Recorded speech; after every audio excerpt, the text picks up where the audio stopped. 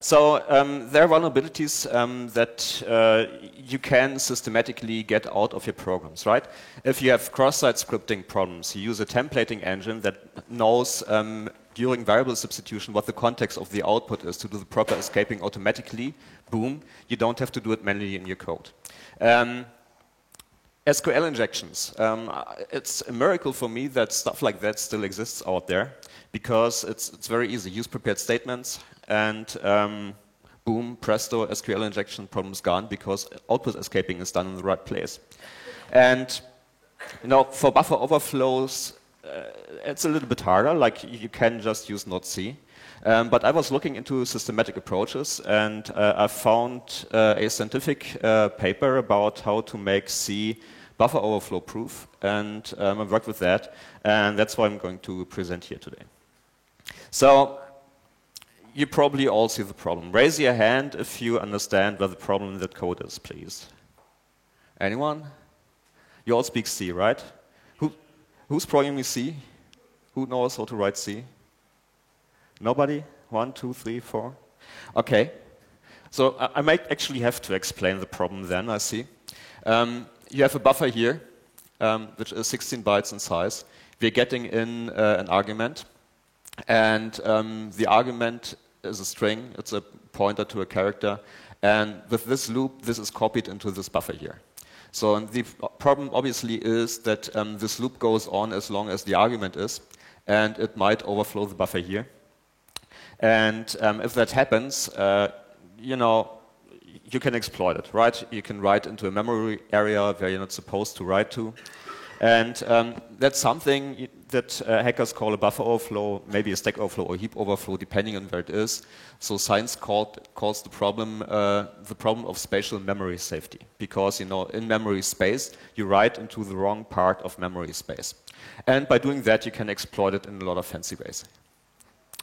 There's another problem. Probably see, memory is allocated, memory is freed, and then it's accessed, which is a typical use after free bug. And that's also usually exploitable, because the data structure that you're writing to suddenly is the linked list of the memory manager, and you can do fancy stuff here to exploit the situation. Same for that second free. That's also wrong, because it's a double free. Double free's vulnerability can be exploited. This problem is called because you're accessing the right memory, right? You're not actually overflowing anything, you're just accessing memory at the wrong time. So science called that temporal memory safety. So what are approaches to get rid of those problems? So the first one is obvious, like use a safe language. Don't use C. Use a language called not C. It's like the NoSQL of the programming world is don't use C, ever. Except for when you have a really, really good reason and you're a really, really good coder. And we will have a test in the slides, and if you pass the test, you're allowed to write C. Most people don't. You can use mitigations like randomizing the address space, preventing data from being executable, using stack canaries, etc., etc. All those make life of an attacker harder for actually exploiting a vulnerability. They don't address the underlying problem of temporal or spatial memory safety. Thing is, there are always workarounds for the mitigations, right? You can use return-oriented programming to work around DEP. You can use read vulnerability to defeat ASLR and stack canaries, etc., etc. And it goes as far as not always requiring code execution for an attacker to get what he wants. There's an undisclosed technique that was presented at CanSec West, or rather it was not presented. The guy was winning the Microsoft Prize for IE, exploiting IE 11. And so he had a couple of blurred slides because Microsoft said, please don't show that. But I recognized one of the windows in the blurred slides, so I guess I have a good idea what's going on there.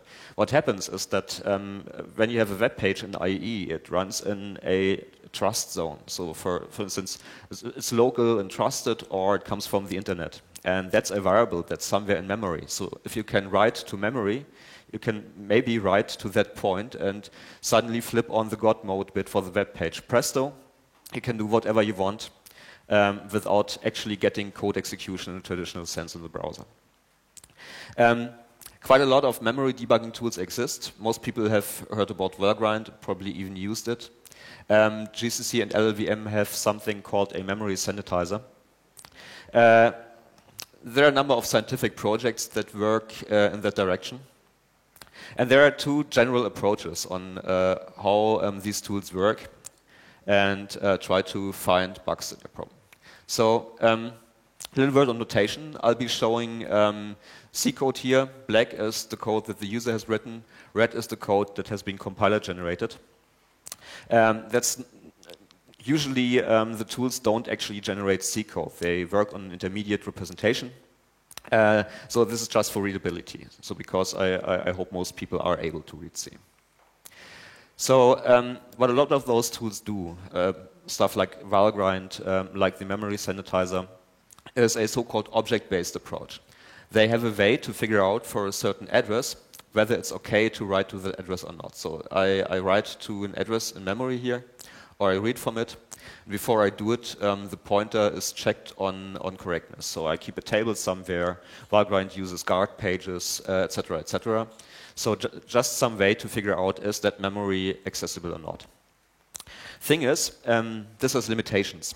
Like if you have a struct where there's a buffer in the beginning, and then a value that you might want to protect in the end, then if you have a buffer overflow in this buffer, you're writing right into a value that you might not want the user to be able to write to. And the object-based approach can't detect that, because obviously if you allocate such a structure, that's all valid memory from beginning to the end. So techniques like Valgrind, like memory sanitizer, won't detect that situation, and it's still bad. So the other approach that a lot of the academic tools are using is a so-called pointer-based approach, where for every pointer that you have in a system, you remember extra information. You remember so-called base value. This is the original base address of the object that was pointed to, and a bound, which is the other end of the buffer. Right? You have a pointer which might point right in the middle of an object. Like if you allocate an array, you can take the address of the 20th element. And in that fat pointer approach, you still remember where that array started and where it ended, so that when keeping increasing the pointer, you know when you hit the end of the buffer and can raise an error. The pointer-based approach has a number of issues. One of them is that suddenly your pointers increase in size. And so your structure layout starts to break, reading binaries where you just have a struct defined breaks, etc., etc. So the Softbound CTS project was, from all the projects I've looked at, the one that deals the most with practical problems, with actual practical problems. So it uses so-called disjoint fat pointers. I'll explain in detail what that means, how it is implemented. It's essentially pointers, so the meta information for pointers is kept around in different places. So your layouts don't change, your stack structure doesn't change, and things will keep on working. It implements two modules. Softbound is the spatial safety. CTS is the temporal safety. The whole thing is implemented as an LLVM optimizer pass. So you link it against LLVM, it works on the intermediate representation. And it even comes with a correctness proof, which has flaws. I get into that in a couple of slides. But for now, they have shown that their method actually eliminates 100% of all spatial and temporal memory safety issues. So, how does it work? Okay, more advantages. Source code compatible. You can just put in your source code. You can use separate compilation, so quite a number of the other academic projects require all of your source to be in one big C file, which of course is not manageable for real-world code. The overhead is low. It slows down your program by a factor of 2. And yeah, it finds all the bugs and not just some of the bugs. So this is what it does. I access a pointer here. Again, that's the user-written code.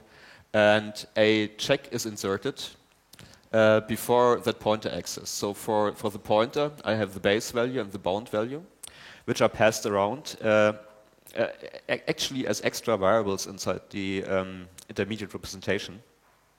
And of course, the size of the object pointed to, so I can decide whether I might be at the very end of my buffer, and the thing I'm accessing is big enough to overlap a bit with my buffer boundary, so that's why that size is also passed in.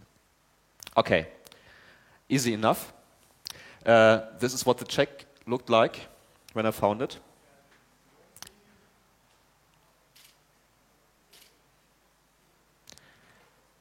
Anybody seeing the bug in that? No, I told them that they proved correctness of the implementation, which means they proved that they're inserting checks all at the right places. But the check looked like that. Nobody? What was that? No. Okay, here's the thing. If you don't see the bug in there, don't write C code. Just don't. You won't be able to make it secure. So they obviously didn't prove the correctness of the check. And I'm reminded of Donald E. Knuth here. That's the solution. You have an integer overflow, right? Whoever said integer overflow wins. The thing is, this addition here might overflow and then be smaller than the bound value, even though we're writing over the end of the buffer. So yeah, my first contribution to the project was making the check actually work. Okay, where do the base and bound values come from? On allocation, the base is initialized to be the address of the pointer allocated. The bound is the pointer plus the size of the object. And if malloc failed, we make sure that our bound value is also 0. So we can fail when somebody is trying to access a null pointer without having it checked before. You can allocate objects on the stack as well. If you do that, in the function prologue that's emitted for the function, the base and the bound are initialized to the addresses on the stack. So pointer arithmetic is where it gets tricky for usual C programs, because as soon as you do that, your classic implementation loses any information over what kind of object you're referencing. So when I generate a new pointer in my code, again, that's what the user writes. He accesses takes the address of an element in the array, or he just adds the pointer plus an integer value to get a new pointer. That new pointer also gets a base and a bound value, which is initialized to be the base and the bound of the base pointer here, of the pointer on which the arithmetic operation is based. So if I have something allocated at address 100 of size 100, I know that my base is 100, my bound is 200, and if I say pointer value plus 50, new pointer gets the value 150, but it gets propagated a base value of 100 and a bound value of 200, just like the point it was based on before. It becomes obvious that you can do pointer arithmetic to the outside of the buffer and back again. That works. So you can say plus 500 and then minus 500, and you have an intermediate pointer that doesn't point inside the object, which is actually legal according to the C standard. And then when you have calculated it back, you can still access the buffer in a correct way. So this is a very interesting special case when I take the address of an element inside a struct. I need to narrow my base and the bound. So that means if I'm taking the address of that struct element here, I want only that part of memory to be my new object that I'm having base and bound values for in order to prevent the intrastructural overrun into other elements here. Of course, I can also do that for an element of an array inside a structure. I have to do more narrowing here, another special case. You're not supposed, you don't need to understand that in detail right now. Just know that the software takes care for you. Storing and loading pointers is a tricky thing because we have that base and bound metadata. So far, we have just passed it around as extra variables, as phantom variables inside the function. But sometimes we load a pointer from memory. And as I said, memory layout doesn't change. So we need to get our base and our bound value from somewhere. And this is done using a table. So we have a table that's indexed by the pointer. And we just load the base and the bound value on loading the pointer from memory. So these are the local variables introduced. We load a pointer from memory. We load from a table our special values that we need to do the check. The table gets populated when you do the other way around. When you write a pointer to memory, then the table is populated with the base and the bound value for that very pointer. That's not terribly efficient. Actually, the biggest source of performance penalty inside the whole project. So in order to speed things up, the base and the bound values are introduced as phantom arguments to your function. So you call a function with one argument. Internally, that function gets converted to getting 3 arguments. And the base and the bound value, which we know at call side, right? For that PTR, we have a base and a bound. They are passed inside here. So the called function also has the base and the bound for the argument available without having to store them in a table and load them from a table. There are quite a number of details that need special care, like global variables need to be, they're global, so they're not allocated on the stack or using malloc, so there needs to be a special mechanism for making sure that base and bound values exist for those. Memcopy is tricky because memcopy is actually a primitive in LLVM, so LLVM recognizes that you call memcopy and calls its own internal version of memcopy instead. So there's special code that detects that situation and calls a wrapper that checks the arguments instead. You need to treat function pointers in a special way. Creating pointers from integers is something that's in some situations tricky. So it sometimes works, you can cast around stuff, and when you roll it into memory as a pointer and then turn it into an integer, you can shift it around, reassemble it again, it will be in the table. But in some situations it won't. There's a very fancy trick for implementing doubly linked list, for instance, using only one field. Which means you have your structs for the doubly linked list with one pointer. You have a pointer, a separate pointer pointing to the first element and to the last element of your list. And inside that single pointer value in your struct, you store the forward pointer XORed with the backward pointer. So when you come in from the beginning, you know what the first address is, so you can use an XOR to get the pointer value to the next object out of that. And use that value in turn as XOR on the second one and the third one, etc., to traverse the linked list. If you do that, it breaks. Obviously, the Softbone CTS can't cope with that kind of tricky, so it's unsupported.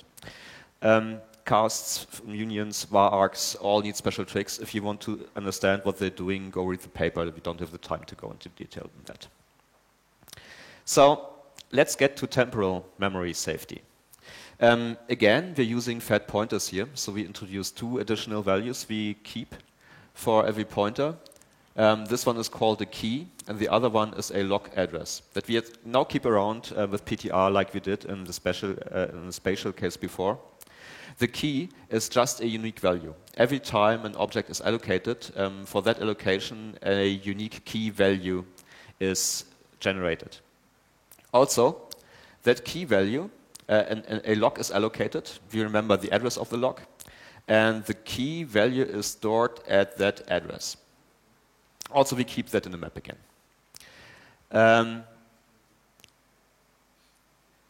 On deallocation, we write an invalid key value into the log, which is a piece of memory, right? We allocated that. Of course, first we check before freeing, we check whether the free is okay. So we are looking up the key value and look whether that's the pointer it's pointing to, so whether it all makes sense, then we can free it. On pointer access, what we do is we check whether the key value matches the value stored in the log address. Remember, on free, we are setting that to invalid. So instead of, if the object is correctly allocated and we didn't call free yet, then that key value will match the value stored in the log. So the key matches the log, we can turn it around and open the pointer. If there is a different object at the same address that has been freshly allocated, this will now have a different key value. So using key and log, we can make sure that the object is temporarily okay, that it has been correctly allocated and not been freed yet. The rest pretty much looks like the situation in the spatial case. So for pointer arithmetic, we need to keep track of the key and the log address.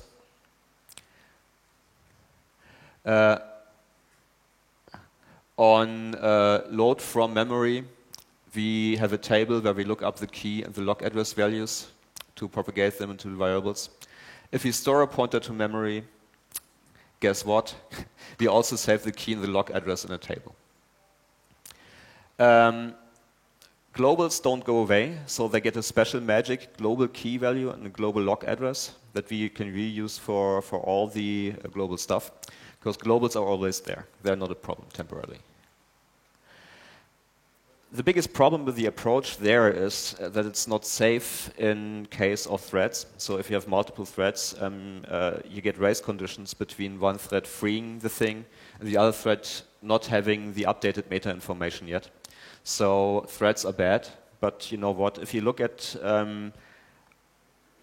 shared state, that's always a problem. If you do proofs in mathematics, in computer science, once you have shared state, you run into problems. You get all sorts of, race conditions, deadlocks, etc., etc. So I would advise going the Erlang way. Don't have any shared state between threads at all. Send messages. It makes things so much nicer and easier. Same goes for shared memory. Obviously, when you have shared memory, you no longer know who owns which side. If two processes are communicating in a shared memory segment, you don't know which side owns the object. So that's bad. So, but as long as your single-threaded stuff works. So you might ask, I've been telling about the project for quite some time now, what's my contribution to it? Other than fixing the check, right? I sat together with a friend and we streamlined the code very much. We introduced function attributes that trigger using the different calling conventions with the extra arguments that trigger introducing checks as processing of the function body. And the original project actually had a list of libc functions and wrappers for them inside the module. And if you wanted to call external libraries that weren't compiled with Softbound CTS active, you'd needed to go into the LLVM module at that function name, recompile your compiler, which of course doesn't scale, right? So our goal was to take that academic project and bring it to a point where you can use it for real-world code. And we decided to use FreeBSD for the simple reason that it is able to compile itself completely using LLVM. So every single line of C code in your program goes through that compiler and you have it available in source. So it was a nice basis to play around with. So we started porting Softbound CTS to FreeBSD, cleaned up the modules. We started instrumenting the libc, which essentially means implementing the right thing in the allocator, right? Malloc and free are no magic. They need to come up with the right base and bound values, propagate them. You have a couple of assembler functions for performance reasons where you have to manually write the checks because assembler code isn't translated. So we did that. And the good news is that the proof of concept works. So we have a sort of hello world that actually finds buffer overflows. And I'd like to show that to you.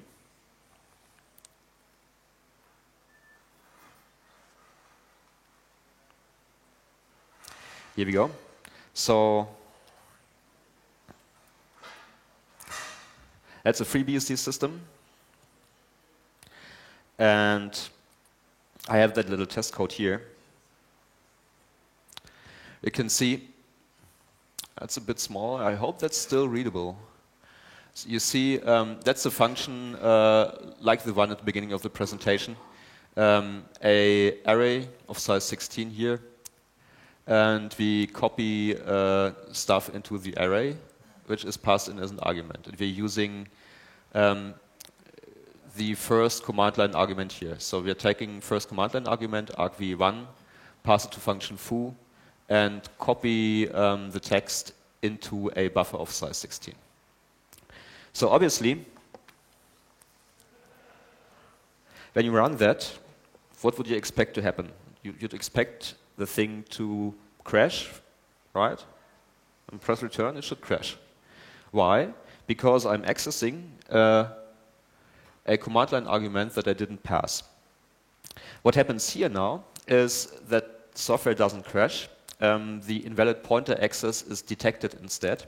So Softbound CTS tells me you violated memory safety. I see here it's pointer value 0 with a base and a bound value of 0, so a null pointer that I access. That's bad. I can pass an argument here. Now it doesn't crash. Why? Because the argument I pass is short enough to fit inside that buffer here. So let's see what happens if we make that really long. And again, Softbound CTS detects the memory safety violation and aborts my software. So, demo successful.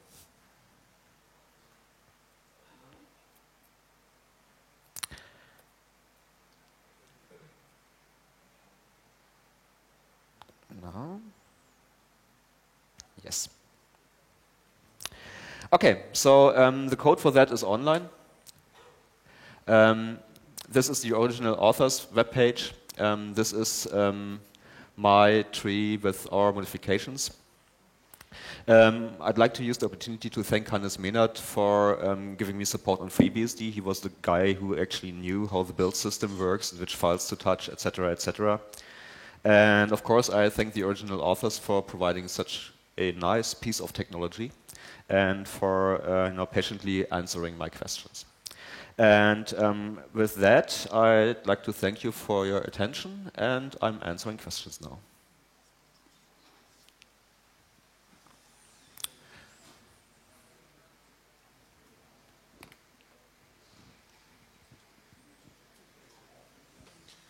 What is the runtime penalty in time, probably, of running with softbound checks and without them? I haven't done any substantial measurement myself. The original authors ran the spec benchmark, and they claim to see if you turn on all the features like spatial and temporal safety, both for reads and for writes, you end up with a factor of 2. So it's half as fast as it was before. So that's 18 months of Moore's law. If you consider the fact that people out there use Ruby for web servers, I think we live in a time where we can trade a little bit of performance for a massive increase in security.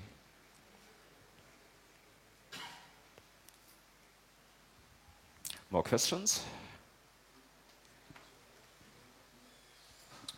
And, well, are there any measurements on how much more memory you need to run the code? No. So obviously you need 5 times as much memory for the pointers in your code. So the question really is how much of your data are pointers? And that depends on your software, obviously. So once the thing is, it now compiles a bit of the FreeBSD world, so it compiles libc, it starts compiling a couple of other libraries.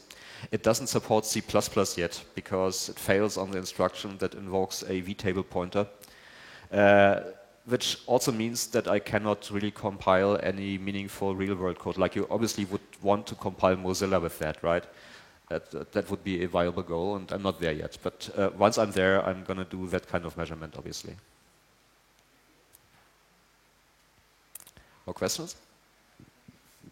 Just one question. Why did you decide to develop just another tool for soft bounds, assuming that we have already successful products like CLang++ with different kinds of sanitizers, and we have also sanitizer for the newest version of C++, I mean for G++, okay? And both of them works with C++.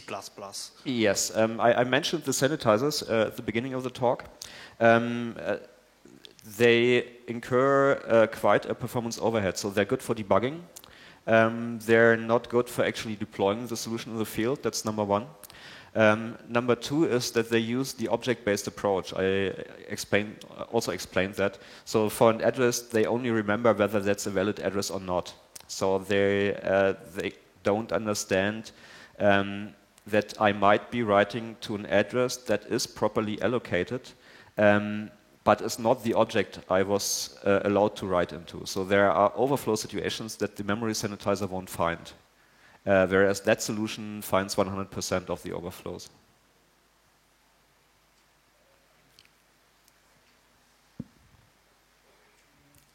What about Linux IOCTLs that modify the state of the memory?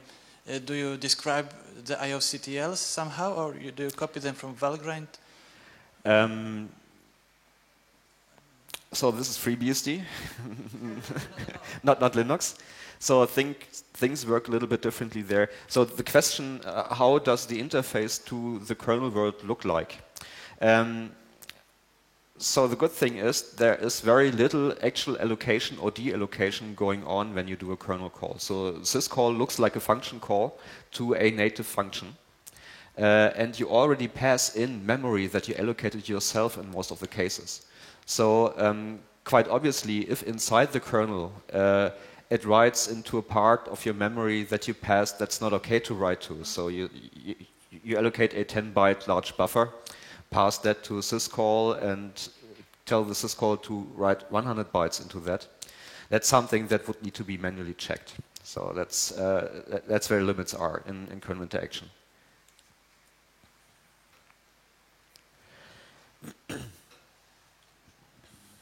And what's the underlying structure for the lookup table? It has changed 1 or 2 times. I think at the moment it's a red-black tree. Okay, thank you. Okay. No more questions? Then thank you very much. And if you come up with more questions, you can find me in the hallway. Thanks. Thank you very much for your lecture.